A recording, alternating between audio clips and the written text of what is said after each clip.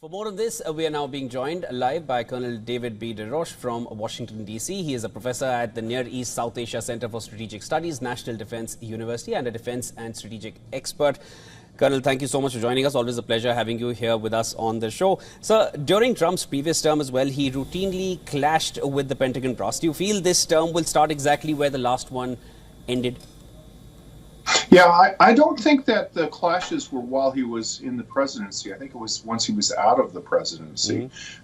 So, basically when Trump fired Mark Esper as Secretary of Defense and then left office, after he left office, you started to hear stories about General Milley and Esper conspiring to hide the nominations of two women to be four-star generals to kick that back beyond President Trump so that they could be done. But there weren't many stories of clashes. You did have Jim Mattis, a retired Marine Corps general who was Secretary of Defense, resigned because he felt that Trump was abandoning the Kurds in Syria.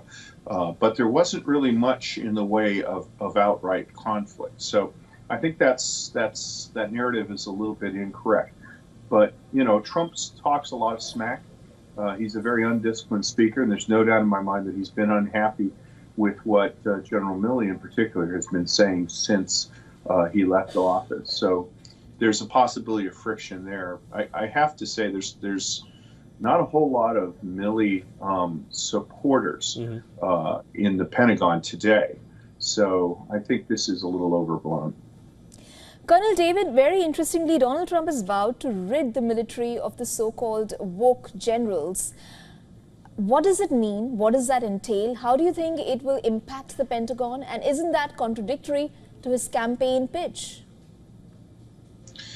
Well, it's not contradictory to his campaign pitch. It was part of his campaign pitch, which was that under the Biden administration, all the institutions of government had been twisted away from their primary purpose to serve the interests of the Biden administration and the Democratic Party. And so I think that I'm not quite sure what it means.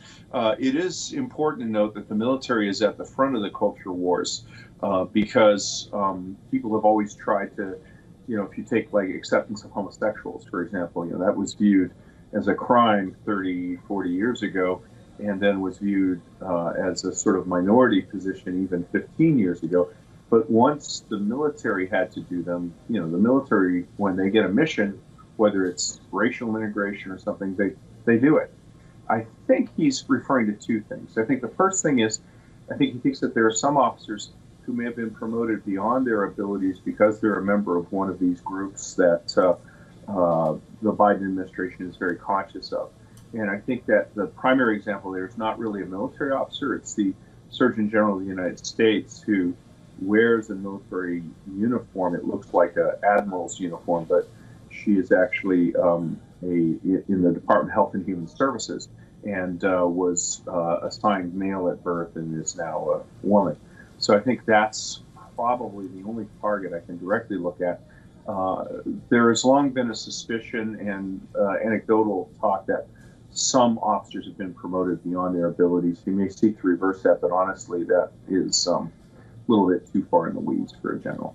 Colonel, also, since you're on the show, I want to take this opportunity and get your expertise on how Trump plans to solve the wars or at least bring peace in these regions. I want to take your opinion on, especially on the Russia-Ukraine front. There were reports which were suggesting, none of the sides have confirmed, but the reports suggest that there is talk with Putin, that they get to have the territories that they have already ceded, that they have already taken over, and Ukraine needs to make peace with whatever has been given away or whatever Russia has already taken over. At this point, they'll have European soldiers on that buffer line, and U.S. continues to support Ukraine with military support, military hardware. How do you see this situation playing out? This is what the reports are suggesting so far. Yeah, I'm not sure what to make of those reports. I mean, if I were to evaluate them and brief the president, I would say, okay, first, you're planning on Europeans to secure this. They'll do it for maybe 5 years, but then they're going to leave. Yes. And it's either the Ukrainians or us. That's kind of how the Europeans roll. The second thing is, I think when you look at Ukraine, The Donbass is where all of Ukraine's heavy industry is located. So if you give the Donbass to Putin, which is what you'd be doing, you're left with a country that, quite frankly, it'd be difficult for them to be economically sustainable. So they would have to be supported by the West almost indefinitely. But I think the bigger point is, and this is my point of view, there is no such thing as a lasting peace with Putin in Ukraine, or indeed in the former Soviet Union. What you'll get would be a 5-year period in which Russia reorganizes, rearms itself, and then Putin would cite some other pretext, free trade agreement with the European Union.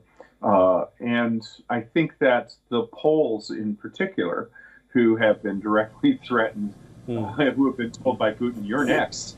And Trump has great relations with the Poles. Recall in his administration, they wanted to build a base called Fort Trump in Poland and have U.S. troops there. They're going to say, no, that's just not going to work.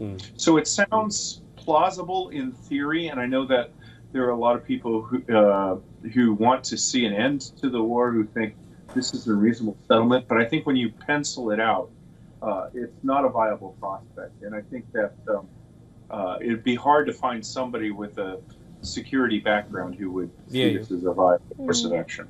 Okay. Colonel Davis, thank you so much for your time and for joining us on the show today. Thank you.